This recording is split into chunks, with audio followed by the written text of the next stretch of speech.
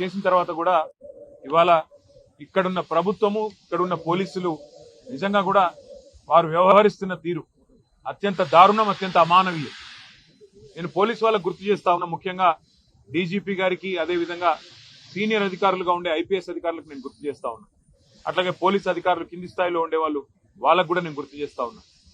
మీకు జీతం ఇస్తున్నది, మీకు జీతాలు ఇస్తున్నది ప్రజల సొమ్ముతో తప్ప కాంగ్రెస్ పార్టీ సొమ్మో రేవంత్ రెడ్డి ఇంట్లో సొత్తో మీకు జీతం ఇవ్వట్లేదు. ప్రజలు ఇచ్చే పైసలతోనే మీకు జీతాలు ఇస్తున్నది ప్రభుత్వం.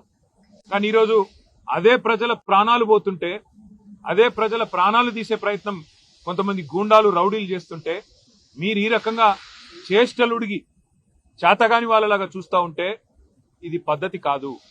ఇక మేము కూడా మీరు ఈ రకంగానే నిశ్చేష్టులుగా చూస్తుంటే, ఏ యాక్షన్ కూడా తీసుకోకుండా ఇట్లనే గమ్మున ఉంటే మరి మేము కూడా తిరగబడే రోజు వస్తుంది.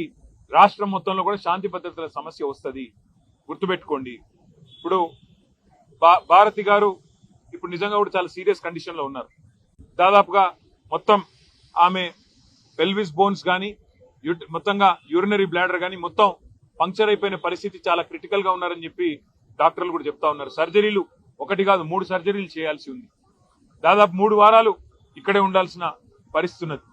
కాబట్టి ఖచ్చితంగా నేను ప్రభుత్వాన్ని డిమాండ్ చేస్తా ఉన్నా, మీరు వెంటనే స్పందించి ఏ కాంగ్రెస్ కార్యకర్తలైతే కిరాతకమైన ఈ పనికి ఒడిగట్టినరో వారిని అటెంప్ట్ మర్డర్ కింద ఒక్కరినే కాదు 4-5 కలిసి చేసినారు. ఇది చేసిన వాడు ఒకడు, చేపించిన వాడు 4-5 ఉన్నారు. అందరినీ అటెంప్ట్ మర్డర్ కింద బుక్ చేయాలి, ఖచ్చితంగా కఠినంగా శిక్షించాలని డిమాండ్ చేస్తా ఉన్నాం. రెండవది, ఆ కుటుంబం ఇవాళ నష్టపోయి మొత్తం పిల్లా పాపతో సహా ఇవాళ హాస్పిటల్ ముందు దాదాపు 4 రోజులు ఇక్కడ ఉండే పరిస్థితి. మొత్తం వైద్యానికి సంబంధించి మరి పార్టీ పరంగా మేము చూసుకుంటాము, కానీ ప్రభుత్వం కూడా ఆ కుటుంబానికి ఖచ్చితంగా సహాయం చేయాలి, నష్టపరిహారం ఇవ్వాలని చెప్పి కూడా మేము డిమాండ్ చేస్తా ఉన్నాం. దాంతో పాటు నేను ఇంకొక మాట కూడా ఈ రాష్ట్ర ప్రభుత్వానికి, ముఖ్యంగా రాష్ట్రంలో ఉండే పోలీస్ యంత్రాంగానికి చెప్తా ఉన్నా, మళ్ళీ చెప్తా ఉన్నా. మేము 2 ఏళ్లైంది ఈ ప్రభుత్వం వచ్చి. మొన్న నల్లగొండ జిల్లాలో ఏ రకంగా దుర్మార్గంగా ఈ ప్రభుత్వం, ఈ పార్టీ, కాంగ్రెస్ పార్టీ వ్యవహారం చేసిందో, మా మల్లయ్య యాదవ్ గారిని అక్కడ మర్డర్ చేసి మొదటి విడత పోలింగ్ కంటే ముందే మర్డర్ చేయడం జరిగింది. నల్లగొండ నియోజకవర్గంలో ఒక సోదరుడు, ఒక బీసీ సోదరుడు, ఆయన కూడా నామినేషన్ వేస్తే నామినేషన్ వేయొద్దని బెదిరించి కొట్టి ఆఖరికి కిడ్నాప్ చేసి ఆయనకు మూత్రం దాగిచ్చారు. అయినా కూడా ఇంతవరకు కేసు పెట్టలేదు అక్కడ ఉండే పోలీస్ యంత్రాంగం. ఈ రకమైన అరాచకాలు ఏవైతే ఇవాళ రాష్ట్ర వ్యాప్తంగా జరుగుతున్నాయో, ఇటు కామారెడ్డి జిల్లా ఎల్లారెడ్డిలో గాని, అక్కడ సూర్యాపేట జిల్లాలో గాని, నల్లగొండ జిల్లాలో గాని, ఇవన్నీ కూడా గుర్తుపెట్టుకుంటున్నాము. ఇవన్నీ కూడా ప్రజలు కూడా గమనిస్తా ఉన్నారు. పోలీస్ యంత్రాంగాన్ని నేను మళ్ళీ కోరుతున్నా, ఇప్పటికైనా స్పందించండి, మీ డ్యూటీ చేయండి. ఒకవేళ మీరు చేయని పక్షంలో మరి మేమే డ్యూటీ చేయాల్సి వస్తుంది. తప్పకుండా శాంతి భద్రతల సమస్య వస్తుంది. దాడికి ప్రతి దాడే సమాధానం అనుకుంటే మేము కూడా తెగబడాల్సి వస్తుంది.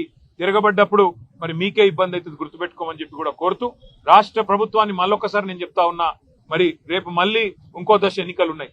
ఈ రకంగా ఆవేశాలకు లోనయ్యే విధంగా మీ కార్యకర్తలను మీరు ఏదైతే రెచ్చగొడుతున్నారో ముఖ్యమంత్రి గారు మీ భాషతో ఇష్టం వచ్చినట్టు మాట్లాడుతూ, నోటికొచ్చిన దూషణలు మాట్లాడుతూ, ఇది మంచిది కాదు ప్రజాస్వామ్యంలో.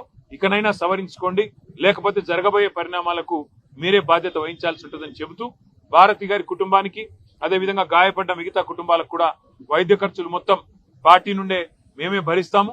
తప్పకుండా ప్రతి కార్యకర్త కూడా పార్టీ అండగా ఉంటుందని చెప్పి కూడా మరొక మాట చెబుతూ అట్లాగే మా నాయకులు, కార్యకర్తలకు కూడా నా విజ్ఞప్తి, నా ప్రార్థన, దయచేసి మీరు సంయమనం పాటించండి. కానీ సందర్భం వచ్చినప్పుడు అవసరమైతే అందరికంటే ముందుండి మేమే ఉండి, అవసరమైతే డీజీపీ ఆఫీస్ ముట్టడికి కూడా పిలుపునిస్తాం, అవసరమైతే ప్రతి ఎస్పీ కార్యాలయం ముట్టడికి కూడా పిలుపునిస్తాం. వదిలిపెట్టం. దయచేసి ఎవరు ధైర్యం సడలకుండా ఉండాలని చెప్పి కూడా కోరుతూ, వారికి అండగా నిలబడ్డ మా కార్యకర్తలు, మా నాయకులందరికీ కూడా ధన్యవాదాలు తెలియజేస్తూ,